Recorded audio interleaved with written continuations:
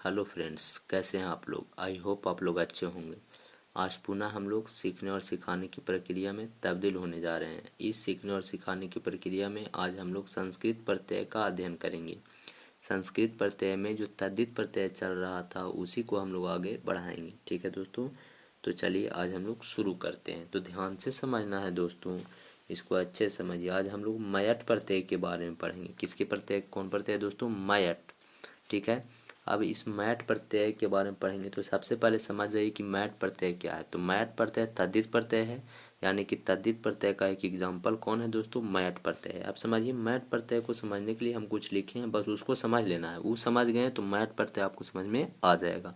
तो चलिए, एकदम आसान है दोस्तों, समझिए ध्यान से। लिखा गया है कि यदि किसी शब्द के अंत में, कोई शब्द है दोस्तों, उसके अंत में मयट प्रत्यय लगाया जाता है। कोई शब्द है दोस्तों, उसके अंत में क्या लगाया जाता है दोस्तों? मयट प्रत्यय यदि लगाया जाता है, तब उस शब्द के अंत में मया जुड़ जाता है। क्या जुड़ जाता है जो दोस्तों? मा, या और विसर्ग, मया जुड़ जाता है। या जिस शब्द के अंत में मया लगा होता है उसमें मयट प्रत्यय लगा होता है।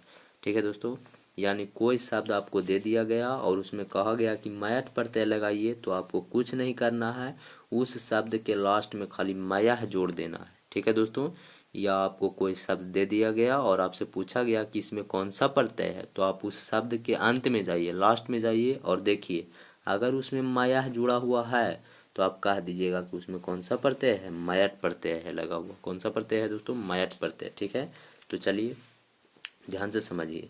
जैसे शब्द जोड़ प्रत्यय बराबर निष्पन्न पद। शब्द जोड़ प्रत्यय बराबर क्या है? निष्पन्न पद। तो ध्यान से देखिए, जैसे हिरन जोड़ मयट, हिरन जोड़ मयट बराबर क्या हो जाएगा?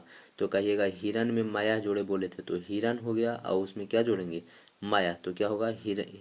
हिरन माया। क्या होगा दोस्तों? हिरन माया। ठीक है, और उसमें देखिए जल में माया जोड़ेंगे तो जल माया, लास्ट में माया जुड़ रहा है ना। चलिए, स्वर्ण में माया जोड़ेंगे तो स्वर्ण माया, वाच में माया जोड़ेंगे तो वांग माया। ठीक है, वांगमयम हो जाता है दोस्तों। ये थोड़ा सा अपवाद है दोस्तों, तो इसको ध्यान में आपको रखना है। अपवाद को अच्छे से याद में रखना है दोस्तों। अलग होता है अपवाद का मतलब, थोड़ा सा अलग है। तो देखिए, अगर आपसे ऐसे पूछ देगा कि जलमाया में कौन सा प्रत्यय है, तो आपको क्या बताएं कि अगर किसी शब्द में पूछ दे कि कौन सा प्रत्यय है, तो उसके लास्ट में जाकर के देखेंगे, तो लास्ट में चल गए तो क्या लगा हुआ है? माया। और हम आपको अभी बताएं कि लास्ट में अगर माया लगा हुआ है तो उसमें आपको समझ जाना है कि कौन सा प्रत्यय है, लगा हुआ मैट प्रत्यय है। समझ रहे ना। या आपसे ऐसे पूछ सकता है कि स्वर्ण में मैट जोड़ेंगे तो क्या बनेगा नया पद, तो कहिएगा कि स्वर्ण माया बनेगा, है ना। तो ठीक है दोस्तों, उम्मीद करते हैं कि आप लोग को समझ में आया होगा। तो तब तक के लिए धन्यवाद दोस्तों।